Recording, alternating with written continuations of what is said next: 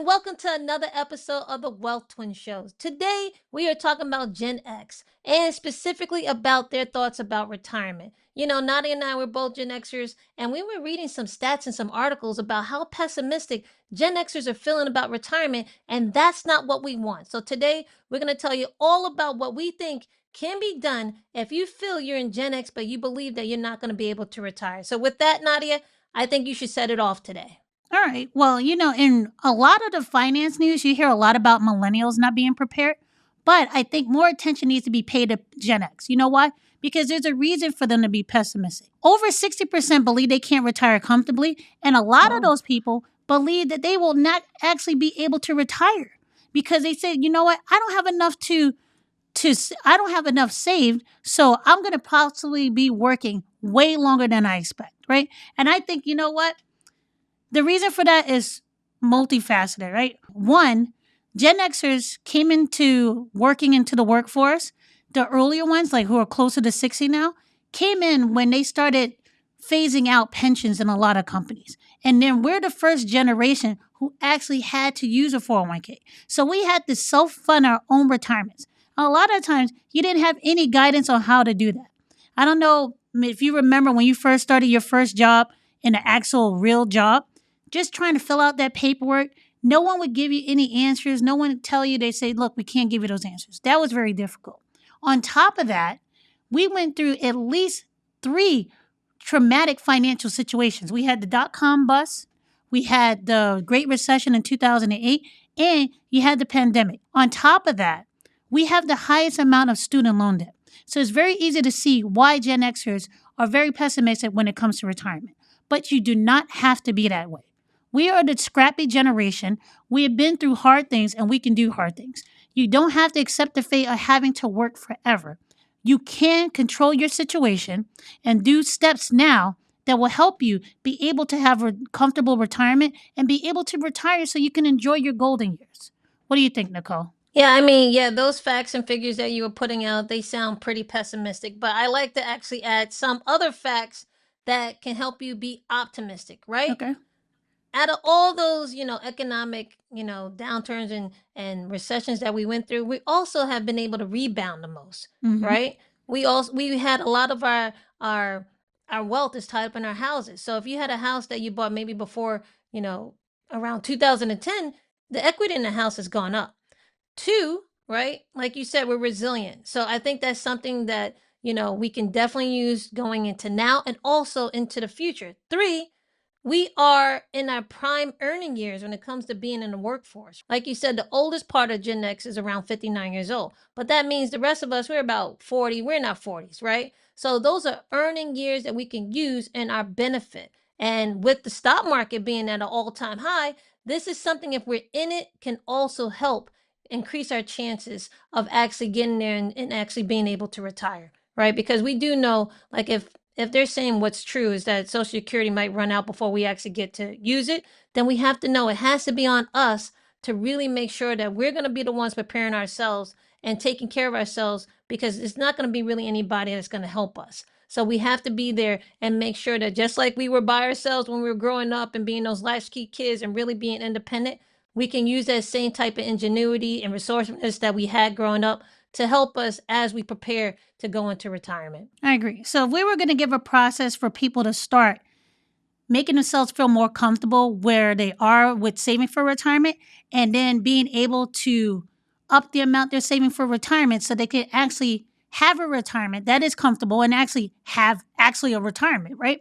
One of the first things I would say is that you need to know your numbers, right? If you are planning for retirement, only few of us are actively planning for retirement. If you are feeling like you're behind, you need to know your numbers so you actually know what your starting point is and where you actually have to be in order to have the retirement that you want. Once you have that, it's no longer theory or in the air. You don't have something that you're guessing, right? You have an actual target. Then you can say, once I know my end result, now I can work backwards and map out my steps in order to get there. Now I know if I'm truly far behind or if I actually am on pace in order to retire comfortably. Now, if you want a quick way in order to understand a rough estimate of what you need to start in order to retire, One of the quickest ways is to understand what your expenses are. You need to understand what your expenses are on a monthly basis, then you multiply that by 12. That will give you your yearly expenses. This is the amount of money you need in order to maintain the same lifestyle that you have now. Now, hopefully, those numbers will go lower as you're getting older and you're closer to retirement. Like you're not taking on more debt, you're actually downsizing, you actually don't have to pay for as many expenses as you had before. I'm thinking about maybe paying for college for your kids or anything like that. That way, if your expenses get lower as you get older, that's an easier number for you to hit. Once you have your yearly expenses, I want you to multiply that by 25. That will give you a number that says if you hit this, you're more likely to have a comfortable retirement and actually live at the level that you are living at for the next 25 years. If you can get your retirement accounts to equal that number of 25 years of your expenses, I think you'd be in a good place because then you can play around with the 4% rule. I would say not even your retirement accounts because I want that to be all your savings, okay? Okay, Because trying to hit that in just your retirement accounts is going to be very difficult because of the limits. I agree. So we're talking that those expenses that you're saying to multiply by 25, we're going to include your savings accounts. We're going to include your retirement accounts. We're going to include any of your assets, anything that you can actually I have wouldn't for include money. a single family house unless you plan on selling it. Unless you plan on selling it. But that's the bigger picture we want because that's going to give us our pot of how much money we actually have saved Yep. for retirement, okay, and able to pay our expenses with. Now, the next thing I would say, and also I want to talk about with the retirement, I don't know if I can retire. Nadia is trying to give you numbers because a lot of time it's just fear of the unknown. I agree. Okay, giving yourself a target about what your retirement number can be at least can alleviate some of the stress because it gives you a number to hit. Okay, it might not be the actual number, but at least you have some target that you can actually aim for and know that you're getting closer and closer to that. Okay, it's better than saying, I don't know if I can retire, but you have no idea how much money you actually need to retire. So just knowing some type of ballpark number is a step in the right direction. Now, the second thing I would say is that you need to give yourself grace, right? We did not come up in the schools where I would say, I'm speaking for myself and not, but I would assume for a lot of people, we did not learn financial literacy in schools. It's not something that was taught to us, even though that's something that is definitely needed. And now they're making legislation where a lot of schools have it now that they have to give financial literacy classes. Yeah, a So lot a of lot of states are things are, making it mandatory right now. yeah. So because of that, give yourself grace. We can't worry about the past. The only thing we can do is start talking about now and how we're going to plan for in the future. Okay. So don't worry about the past. Start from here. The next thing you're going to do, you're going to get to work because we need to know exactly where our money is going so we can use it to the best of our ability. Now, do you want to go into what that means, get to work? Well, my thing is, a lot of us started late because, like I said before, we were that first generation that started with the 401ks. So you lost years on investing for retirement because a lot of us didn't know what to do, right? So get to work means you need to start paying down your debt so that you can funnel some more money to your investments, right? And then you need to also start doing catch up contributions. If you're over the age of 50, you can start putting more money towards your investments for your retirement because now you're able to catch up. So forget about the years that you missed out because you started late. Take the time now to catch up. You have more time than you think in order to start planning for your retirement. And the good thing is that you're probably making more money now than you were when you were like 25, 30. So take that extra money and take that experience that you have and start putting it towards the investments and make sure instead of leaving it up to, oh, I don't think I could do it, start preparing now. You have a lot more time than you think you have. Okay, so I also want to say when you say paying down debt, we're going to say, how do you pay down debt? Well, there's two ways. One, you ought to make more money to put towards the debt, or you start cutting expenses and that extra money starts going towards your debt. Okay, so Yeah. there's two ways to handle that. So if you want to focus, the quickest thing to do is to focus on your expenses. But the focus is really trying to find a way to decrease that debt in the present so that you can use the money that you're going to be saving later on to actually start funding your future, which is the next step. Yeah. The next step, Nadia, do you want to I go would, into it? well, I will also add to this, you have to start putting yourself first. Like Gen X is the sandwich generation. We're taking care of older parents and we're taking care of small children, right? Mm-hmm. You have to start putting yourself first. You can't keep allocating all your funds to other people without putting yourself in some kind of position to move forward. Because at the end of the day, you can't blame other people for you not saving for retirement. I know it's hard right now in order to see what you can do because you have a lot of responsibilities day to day, but you have to start carving out that money for yourself and making yourself a priority and putting that towards investing because you're going to do yourself a disservice if you don't start doing that now because you have to take care of yourself and you may not be able to rely on other people. We've been through that before. You have to be able to say, this time I have to start putting myself first because I've been putting myself last for years. Now it's a time for me to put myself first so that I can have a retirement that is reflective of the amount of work I put into the workforce for the last 25, 30 years. Yeah, I mean, one way to put yourself first, and it might seem a little selfish, is really learning how to say no. You can't say yes to everything because if you Mhm. do, there's nothing left for yourself, and you have to be the one that has to help yourself.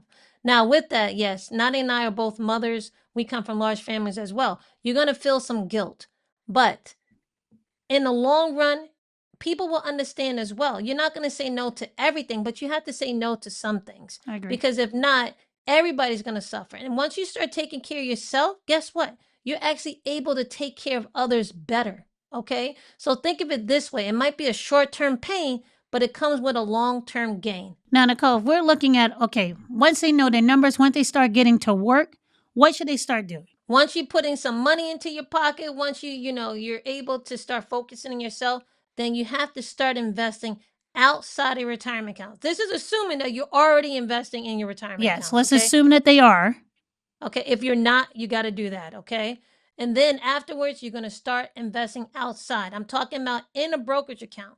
Reason being is because of the limits that you have when it comes to retirement accounts. You can't invest as much money as you want on a yearly basis. There are yearly caps on this. So because you're starting late or because we know we need some more money to go in and start investing, you have to use other accounts such as bridge accounts, which one of them would be a brokerage account, which does not have a limit as to how much you can put into that account because we want the stock market to be helping us grow our money. Okay. And when you go in and you start investing, I want you to do long term investing because we're trying to build wealth and we're also trying to protect our money. But I also want you to think about possibly getting dividends because that will also help in bringing some passive income and also help you get some more stable, hopefully stable investments under your belt inside your brokerage account. Well, another reason to start investing outside of your retirement accounts at your employer is that you also have more choices of where to invest your money, right? There's a limited amount of investments that you can invest in when it comes to what your job provides you.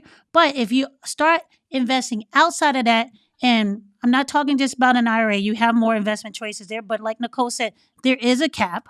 But if you start looking at the choices you have to be able to invest in a brokerage account, that can help you jumpstart or supercharge more the savings that you have for retirement. So you should start looking outside of those retirement accounts, start putting money into those brokerage accounts, especially after you hit the cap.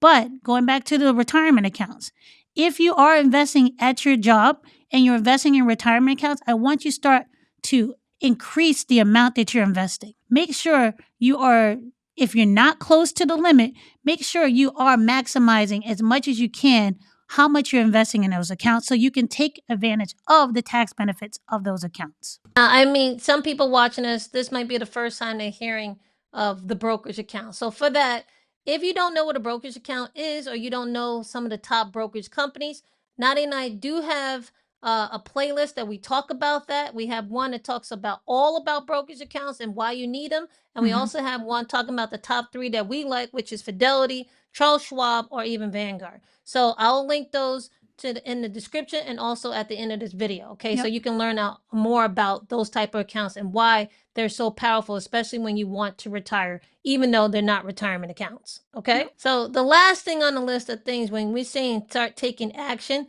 would be we would like you to join our email newsletter called the Wealth Pack because we send out a weekly email where we talk all about how to manage your money and also how to invest your money. So if that's something you want to focus, because those are the two things you really need to do if your goal is to really retire, check our list out because it's a free way and we really go into our insights on how we think about money, how we think about investing, and I definitely think it would help you. Yeah. The thing is, don't just resign yourself to say, I'm just going to have to work forever. One, you may not have that choice, okay? You might think you'll be able to work forever, but then some things may happen and you may not have that choice. You don't have to accept that. We're the scrappy generation, okay? We are used to putting in that work. We are used to making sure that we're okay. So put in the work now. You'll thank yourself later. And I'm telling you now, you will not regret putting more money away for your retirement. It's a lot easier for you to sacrifice now than try to sacrifice in your retirement age at an older age and saying, you know what, this is a lot harder. So do the Yep. work now and just don't say, well, I guess I need a miracle to make this happen. No, you are the miracle. No one's coming to save you. Save yourself. All right, Nani. Ooh, that was, yeah. Anyway, but I think we should end off this video by really recapping and summarizing the 5 things we believe you can do now if you believe you will not be able to retire and you want to give yourself the best chance to do so, especially if you're in Gen X. 1, you got to know your numbers. Before you can even think about saying that you're not going to retire, you need to know what that ballpark number is going to be so that you have something to aim at. 2, you need to give yourself grace, okay? Start from today and work towards it. Do not worry about the past. We cannot do anything about the past. 3, we need you to take action. Start cutting some expenses. Focus on the present, what you can do to get some of that debt down. 4, I need you to start investing outside of your retirement account. First, start investing in your retirement accounts and then outside. Use the brokerage account to your benefit. And then 5, join the email list. If you don't want to join our list, at least join something when you're learning more about financial literacy, also learning how to manage your money and how to invest your money in a safe way that not only helps you to build wealth, but also helps you to protect your money. And just remember, you have a lot more options at your disposal, so you don't have to feel pessimistic. There's a lot you can do. And with that, if you like this video, make sure you subscribe to the channel and share this with someone you care about. We'll see you in the next video.